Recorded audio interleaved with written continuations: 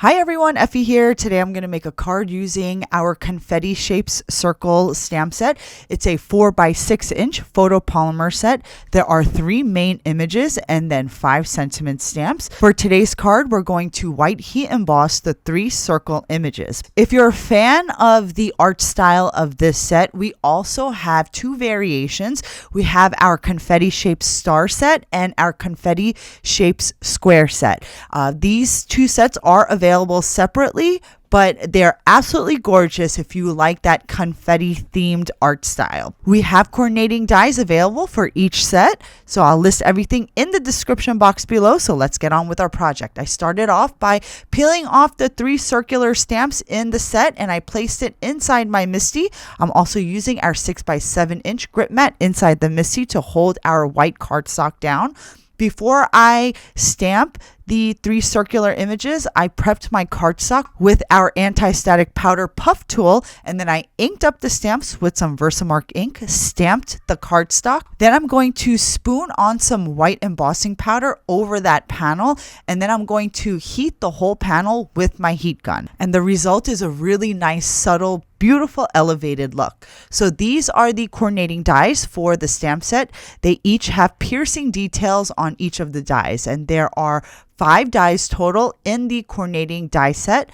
We're going to use the circular dies to cut out the confetti images, and then we're also going to use the 2 other dies and cut those out of white cardstock as well. I'm going to run this through my die cutting machine. The linear die is the die that'll cut out the string where your ornaments can hang, and then that other die, this one right here, it's the contraption that holds the ball to the string. I'm not sure what you call that, but we did include a die for that. So here are the die cut pieces. You can see that beautiful piercing detail. And then here are the die cut circular pieces as well with the piercing detail around the edges.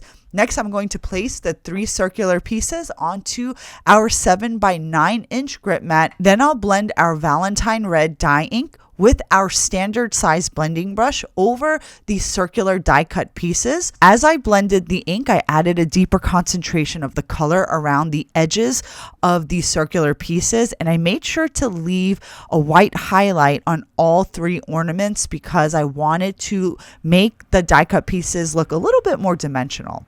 Next, I'm going to use the Gansai Tombi Starry Night watercolor palette. These are iridescent watercolors, and I'm going to use this watercolor here. I'm going to spritz some water into that pan, use my paintbrush, swish it around the pan a little bit to activate that watercolor. Then I'll paint these 3 pieces with my paintbrush to give it a metallic gold finish. Then I created this cover plate die cut with our Geometric Circles cover plate die. Next, I wanted to add some more festive elements to our ornaments. So I'm using our Holly Bits stamp set. This is a strategic layering stamp, and each stamp in the set has bars and squares that you align instead of using images within the finalized stamped image to align. So this is an easy layering stamp. We have a patent pending on this system right now.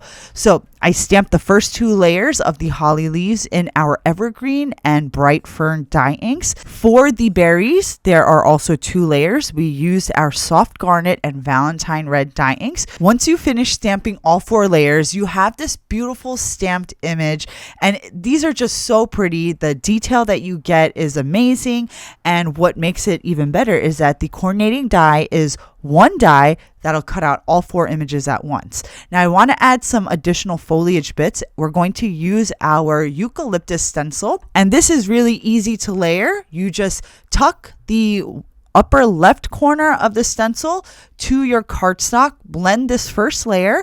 I used our raw Seaglass ink. Then I rotated the stencil 90 degrees counterclockwise and then blended that second layer with our Vineyard ink, and then rotate that stencil once again for the last stem layer, which I used Vineyard once again. And then the Eucalyptus Stencil also has one coordinating die, which will die cut all 5 eucalyptus bits in one single shot, making it really easy to mass produce these beautiful little bits. Next, I created an A2 gold glitter panel using our fine gold glitter sheets. These are adhesive sheets, so you can just peel off the protective paper and then stick it onto cardstock, and you have your own DIY glitter cardstock.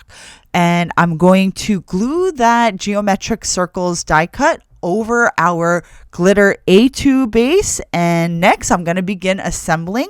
I'm going to pop up my ornaments onto that die cut base. As you assemble your ornaments, you want to make sure that the highlights are facing in the same direction so that it looks like there's one light source. If you have the highlights facing in different directions, your project is going to look a little wonky. So just keep that in mind as you assemble. Now I'm just going to glue the string die cuts behind the gold pieces, and then for the rest of the string that is over the background, I'm just going to glue that straight onto the background panel.